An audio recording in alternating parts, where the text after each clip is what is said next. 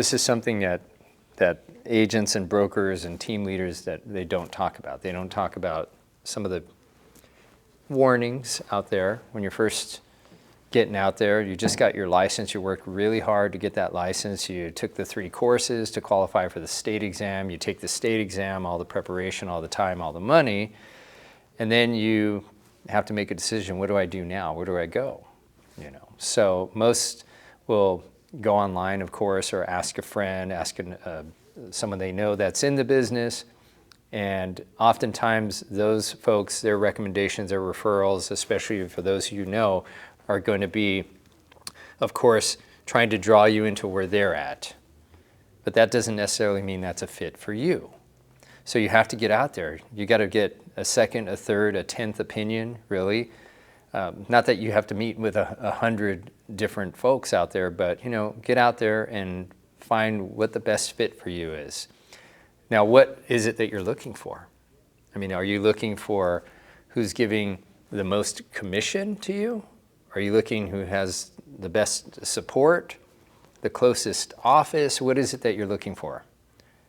Honestly, to start your career off, if I had to drive a little further and had to sacrifice a bit on time, I'd still want to go to the place where I'm going to have the best support all the way around, and technology, actually. Okay, those things are in unison, because you could have great support from a mentor who's not very tech savvy in this day and age where tech is dominating all industries. You have to have a combination of both. So like myself with my group, I focus on the training of contracts, disclosures, the transaction from A through Z, but I've added great coaches, a great tech coach, fantastic tech coach, appraiser coach, social media coach. So I've covered a lot of bases that agents aren't thinking about initially, but eventually when they get in the industry, these are the unanswered questions. These are the mysteries. These are the things that become roadblocks for the agents eventually, and they weren't thinking about that ahead of time. So I do recommend getting out there and asking key questions. Like, what's that broker or team leader's philosophy on technology? Do they have a CRM already in place? Or is it something that you have to subscribe to an outside company for? Do they have real, true support? And when I mean that, I mean accessibility to leadership at odd hours, after office hours, on weekends, and so forth. Okay. What is their training regimen? Is it a mandatory day and time type training, or is it flexibility? Is there flexibility there? Does it have to be in person, or is it on Zoom also? So these are all questions that you should really think about. But first and foremost, I go toward the place that I feel most comfortable, that I think has the best game plan of support, coaching, mentorship, along with great technology. Okay. Then you're going to have a lot of empty promises out there. And unfortunately in our industry, a lot of agents are drawn into the big promises. The big promises of making you a top producer and instantly, insta-top producer thing. Could it happen? Yeah, obviously. Is it likely to happen? No. You got to put in a lot of work. You got to go out there and pay your dues. You got to get the experience. Some have a great start. Some have clientele really quickly after. I've worked with agents that within 2 weeks after getting their license, they have a client, and they're out there shopping for homes for their buyer, their client. And others I've seen that seem to have all the tools, the personality, the education, the wit, the knowledge, all those things, and it just doesn't happen for them right away. So what's missing there? Well, sometimes it's the direction that they're focusing on to start their business.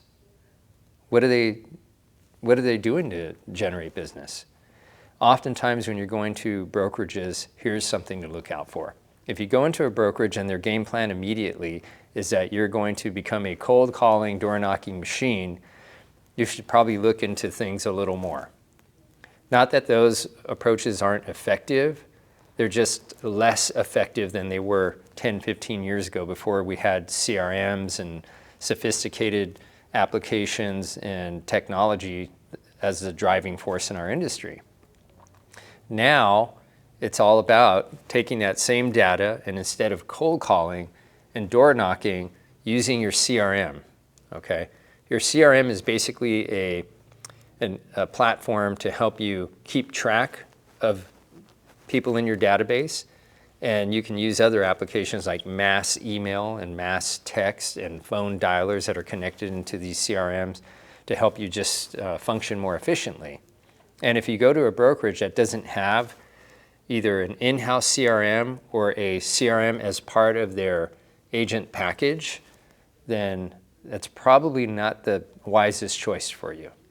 Okay, because technology really is, I keep saying it is driving things in a different direction. I'm constantly trying to keep up, and it seems like, you know, you're never going to be completely up to speed, but I'm fortunate enough to have really technological people around me to keep me in tune with what's going on. Okay, the next promise that you likely hear out there is the promise of leads. Okay, now this one is very appealing, obviously. Not that agents shouldn't be spoiled and have leads put in front of them, but it's the quality of lead that really matters. So ask them what their success rate is on these leads. You know, their overall agent turnover on the leads that are being given to these lead generation teams, if that's what you decide to do, is go into a brokerage to be on a team and they have a lead gen team.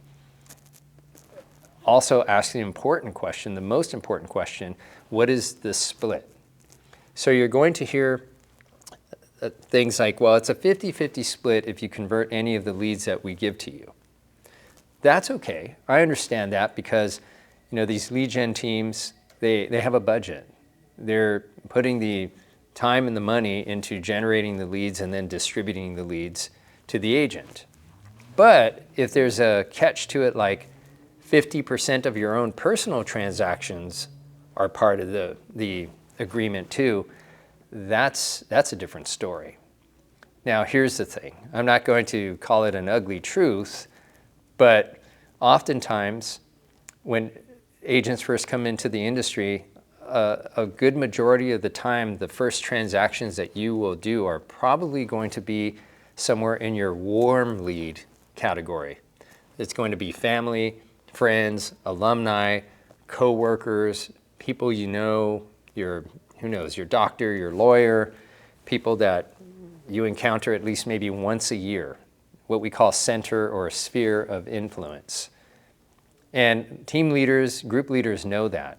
They know that you're likely probably going to do a few transactions at the beginning of your career that are internal.